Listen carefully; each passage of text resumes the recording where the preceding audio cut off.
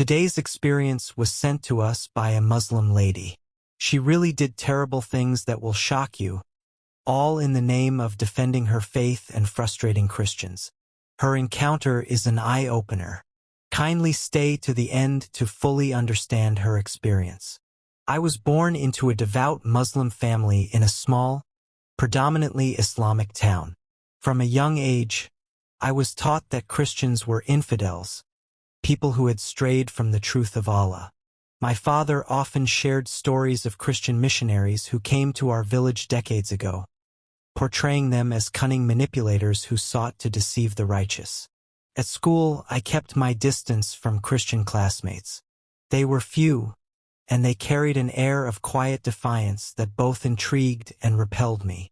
I learned to view their faith as a threat, a disease that could spread if not contained. The sermons at our mosque reinforced this belief, urging us to stand firm against the encroachment of their false religion. As I grew older, my disdain turned into bitterness.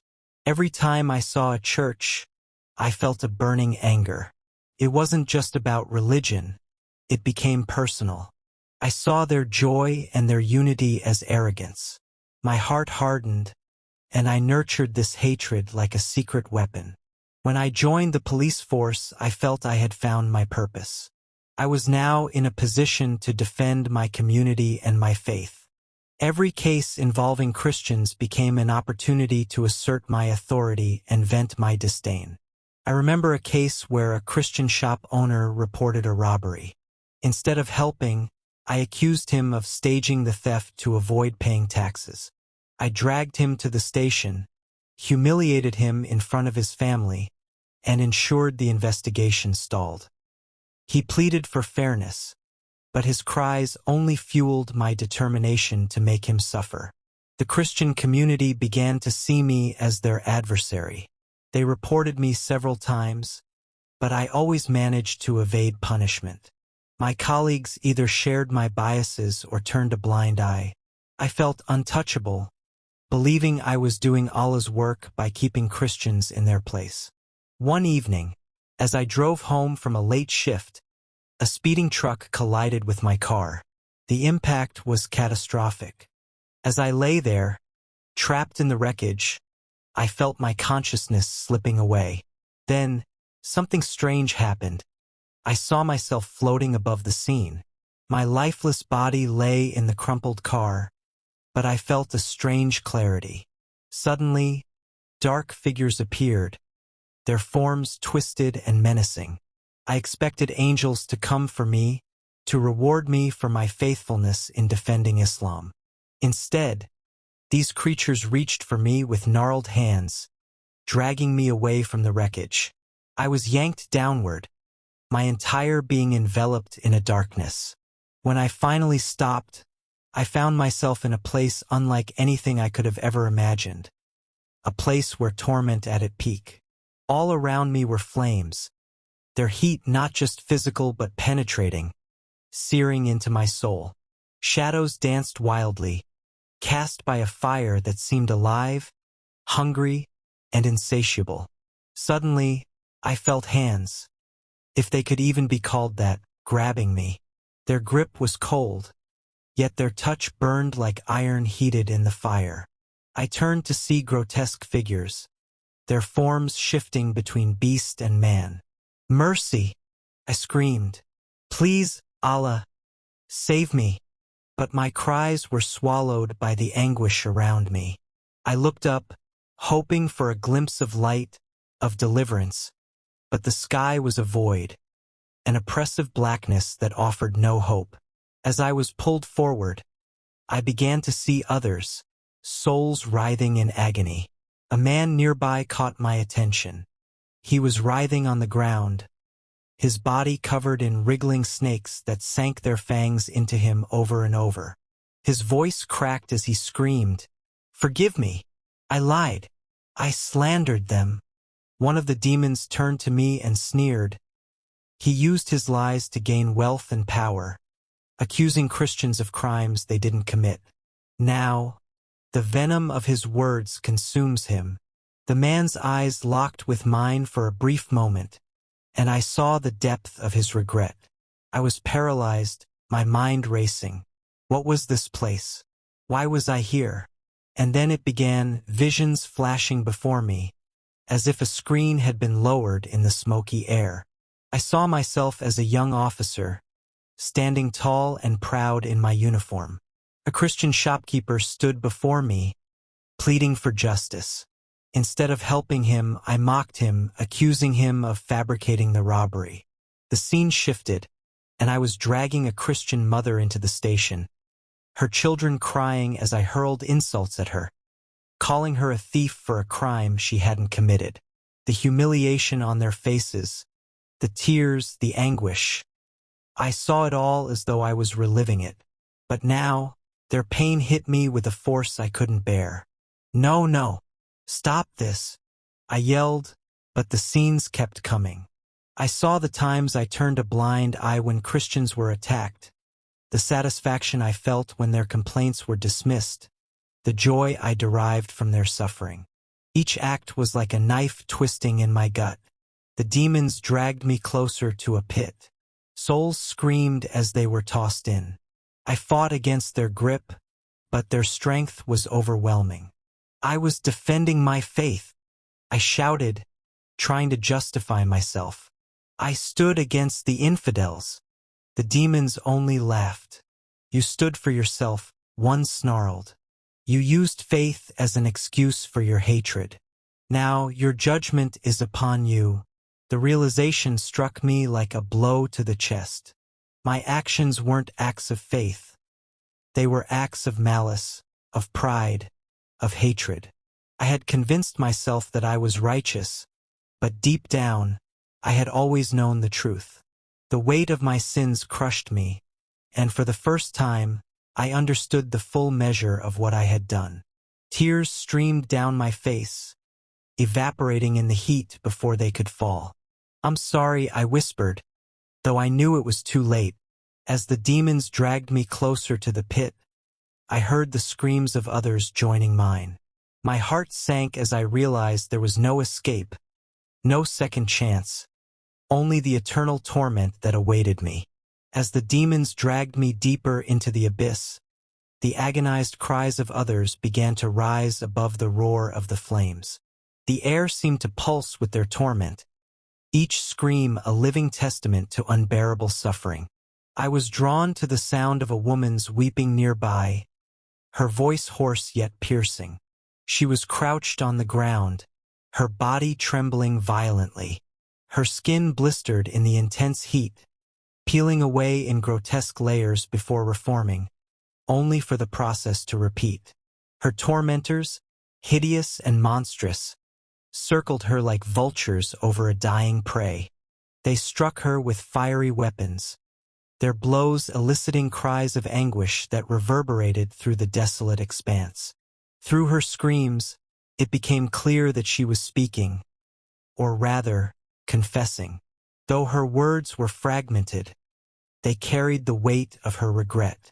She revealed that she had abused her daughter for turning away from their shared faith and embracing Christianity. Her words painted a harrowing picture of her cruelty. She admitted to denying her daughter food, hoping starvation would bring her back to their tradition. She spoke of physical abuse, beatings meant to break her spirit, and accusations that led to imprisonment for crimes the girl hadn't committed. Her justification had always been that she was protecting her faith, but now, in this place, she knew she had acted out of hatred and pride. The demons responded to her confessions with wicked glee, intensifying her punishment. Her body convulsed as they tore into her flesh, mocking her every cry. Her pain was relentless, and yet her torment didn't end. It only deepened, as though the very act of remembering her sins added to the flames consuming her. Not far from her, I noticed a child, just a boy no older than 12. His small frame was huddled near a pit of molten fire, his body shaking as he sobbed softly. Despite the chaos around us, his quiet cries carried a profound weight, a sorrow that pierced even my own suffering. The demons surrounding him seemed to revel in his anguish. They seized him without hesitation and dragged him toward the fire. The boy's trembling increased as they forced him into the molten pool. His form stiffened in the searing heat, his mouth open in a silent scream that spoke of pain too great to articulate. Through his anguish, I came to understand his story. He had followed the traditions he was born into, never questioning them, never seeking beyond what was taught to him. He hadn't known the truth, nor had he sought it. His cries were filled with confusion and despair, a realization that ignorance had not spared him from judgment. The demons taunted him as the flames clung to his body, wrapping around him like living chains. His torment was more than physical. It was as if the fire consumed his very soul. The regret in his cries was a mirror of his lost potential, a life that could have found truth, but instead ended in this terrible place. Watching them, the woman and the boy, filled me with a mixture of sorrow and terror. I could feel the weight of their sins and their regrets pressing down on me, as if their confessions were echoes of my own impending judgment. They had believed they were right in their actions or secure in their ignorance, just as I had. And yet, here they were, trapped in torment beyond anything I could have imagined. The woman continued to reveal her bitterness, her voice breaking as she recounted the depths of her hatred for her daughter's faith. The boy's sobs faded into the roar of the flames as his form was consumed, leaving only silence in his place. Their suffering was unending, their revelations a grim reminder that there was no escape from this place, no second chance.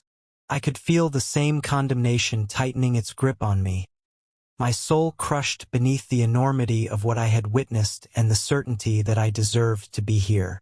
Just when the torment seemed unbearable, a brilliant light pierced the darkness. The demons recoiled, shrieking, "It's Jesus Christ!" His presence was overwhelming, a radiance that filled me with both fear and hope. As he approached, I couldn't look directly at him. His glory was beyond anything I had ever imagined. Then he reached for me. In that moment, I felt his love. A love so profound it shattered the hatred I had carried for years. His thoughts entered my mind, not as words but as truths. He showed me the burden he bore for humanity, his desire for every soul to be saved, including mine. I awoke in the hospital, gasping for air. The memory of the encounter was vivid, seared into my soul. I knew what I had to do. I surrendered my life to Jesus Christ that very day. The hatred that once consumed me was replaced by a deep desire to love and serve others, regardless of their faith. I sought out the Christians I had wronged, asking for forgiveness and sharing my testimony. Accepting Jesus was the greatest decision I ever made. My life is now a testament to His grace, a reminder that no one is beyond redemption. To my fellow Christians, I urge you to continue in love. It is easy to respond to rejection or hatred with bitterness, but remember that Christ has called us to a higher standard. When He walked the earth, He demonstrated that love is the most powerful force of all. His command was clear: go and make disciples of all nations. Your love, care, and willingness to share the gospel can be the light that pierces the darkness in another's life. Do not let fear or discouragement silence your testimony. There are countless souls, like I once was, trapped in the blindness of tradition and pride, who need to hear the truth. Your words, your compassion, and your persistence may be the very instruments God uses to bring them to salvation. To the Muslims who hear this, I plead with you to reflect deeply on the path you are walking. Tradition and zeal for religion cannot save you. I understand the sincerity of your faith because I, too, once believed I was doing what was right. But sincerity without truth leads to destruction. Jesus Christ is the way, the truth, and the life. It is not too late to turn to Him, to seek the forgiveness and peace that only He can offer. The love of Christ extends to all. There is no sin too great, no past too dark for Him to redeem. Do not wait until it is too late, for once this life ends, there are no second chances. This is not a message of condemnation but of urgency. God desires that none should perish but that all should come to repentance. Whether you are a Christian or a Muslim or from any background, I urge you to open your heart to the truth of the gospel. Christ's sacrifice on the cross was for you. His arms remain open, ready to receive all who come to Him in faith. Let the love of God transform your life as it did mine. There is no greater joy, no greater peace, than to know Him and to live for Him. Go share His love and be a light in the world, for the time is short and the harvest is plentiful. All right, friends, this brings us to the end of today's experience. Kindly like and share this video with your friends and families. Kindly subscribe to our channel and turn on your notification bell icon to be the first to get updated anytime we upload a new experience sent to us. Remain blessed.